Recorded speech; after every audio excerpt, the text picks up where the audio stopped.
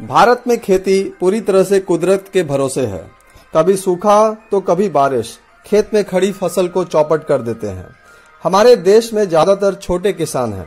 ये किसान अपने खेतों में कुछ ज्यादा प्रयोग नहीं कर पाते। इसके कारण आप देखेंगे कि शहरों में पलायन बढ़ गया है और लोग खेती को छोड़कर दूसरे कामों को कर रहे हैं। इन चीजों को देखने के लिए सरकार किसानों को आधुनिक तरीके से खेती करने के लिए जागरूक कर रही है और आधुनिक खेती का एक नया माध्यम है कॉन्ट्रैक्ट खेती या कॉन्ट्रैक्ट फार्मिंग या अनुबंध। इसे हम आइए समझने की कोशिश करते हैं हमारे इस नए वीडियो में आपके अपने चैनल पे सबसे प्यारा भारत हमारा। क्या है ये कॉन्ट्रैक्ट खेती अथवा कॉन्ट्रैक्ट फार्मिंग? अनुबंध पर खेती का मतलब है कि किसान अपनी जमीन पर खेती तो करता है किंतु अपने लिए नहीं बल्कि किसी और के लिए। कॉन्ट्रैक्ट खेती में किसान को पैसा नहीं खर्च करना पड़ता है। इसमें कोई कंपनी या कोई आदमी किसान के साथ अनुबंध करता है और किसान द्वारा उगाई गई फसल विशेष कर कॉन्ट्रैक्टर एक तय दाम पे खरीदता है। इसमें खाद, बीज से लेकर सिंचाई और मजदूरी सब खर्च कॉन्ट्रैक्टर के ही होते हैं। कॉन्ट्रैक्टर ही किसान को खेती के तरीके बताता है। फसल की क्वालिटी, मात्रा और उसके डिलीवरी का समय फसल उगाने से पहले ही तय किया जाता है। तो हम ये समझ सकते हैं इस वीडियो से कि एक कॉन्ट्रैक्टर पहले से ही तय कर लेगा कि उसे किसान से किस भाव पे उस फसल को खरीदना है। तो मूलतः इसे देखा जाए तो ये एक अच्छी व्यवस्था है जो किसानों को हेल्प करती है कि उनको एक बेहतर कृषि का दाम मिलेगा, उनकी खेती अधिक संगठित होगी, उनके बेहतर भाव मिलेंगे और बाजार में भाव में उतार चढ़ाव होने के बावजूद किसान उनसे मुक्त रहेगा।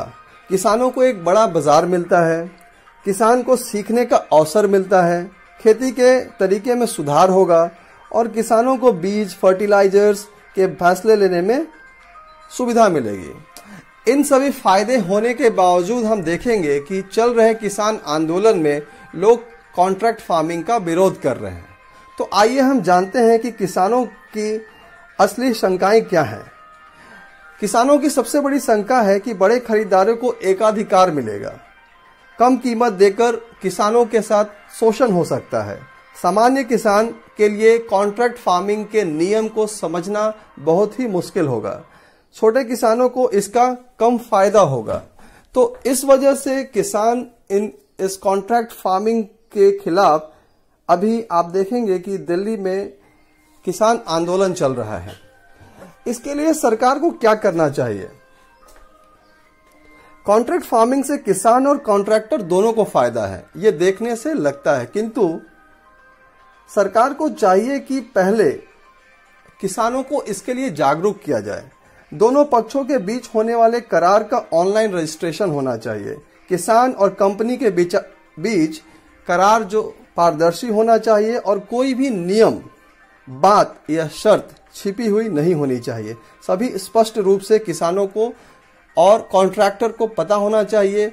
और जो सबसे इसमें जरूरी चीज है कि किसानों को कॉन्ट्रैक्ट फार्मिंग से लेकर आ रही किसी भी दिक्कत या विवाद का सुलझाने के लिए एक स्पीडी रिड्रेसल सिस्टम होना चाहिए जिसमें किसान और कॉन्ट्रैक्टर एक तय समय में ही अपने विवाद को सुलझा सके। चूंकि कॉन्ट्रैक्ट फार्मिंग किसानों के फायदे के लिए फायदे का सौदा है, इसलिए किसानों को इसके लिए जागरूक बनाना सरकार की जिम्मेवारी है। सरकार किसानों को शिक्षित कर सकती है और इसके लिए वो किसानों के पास जाकर कॉन्ट्रैक्टर्स को इसके लिए एक नए सिस्टम को लाए और हमारे राज्यसभा चैनल या फिर लोकसभा चैनल के थ्रू किसानों को ज्यादा से ज्यादा कॉन्ट्रैक्ट फार्मिंग के फायदे को बतलाया जाए। इसमें सबसे बड़ी दिक्कत है जो किसान जैसा हमें बता रहे हैं और किसानों से जो हमें बात करके पता चलता है कि किसान इस चीज में दो चीजों को लेकर सबसे ज्यादा आशंकित है कि एक तो अनुबंध के नियम, द कॉन्ट्रैक्ट के जो नियम हैं वो छिपे हुए नहीं होना चाहिए, और दूसरी जो बात है कि इसमें जो भी विवाद के स्थिति में जो निपटारा होना चाहिए वो बहुत ही फास्ट ट्रैक कोर्ट में होना चाहिए। और ये दोनों चीजें जो है सरकार इस पे अपने पक्ष को क्लियर तरीके से नहीं रख पा रही है और इसी वजह से कॉन्ट्रैक्ट फार्मिंग का हमारे किसान आंदोलन में हमारे किसान भाई बहन इस कॉन्ट्रैक्ट फार्मिंग का विरोध कर रहे हैं। आशा है कि सरकार इन चीजों पे ध्यान देगी और कॉन्ट्रैक्ट फार्मिंग के नियमों को लेकर हमारे किसान भाई बहनों को ज्यादा से ज्यादा जागरूक करने की कोशिश करेगी, क्योंकि एक अच्छी सिस्टम है जो कि किसानों के हक में है और उनके फायदे के लिए है। आशा है कि आपको हमारी इस वीडियो पसंद आई होगी। इसे ज्यादा से ज्यादा लाइक करें और सब्सक्राइब करें। धन्यवाद।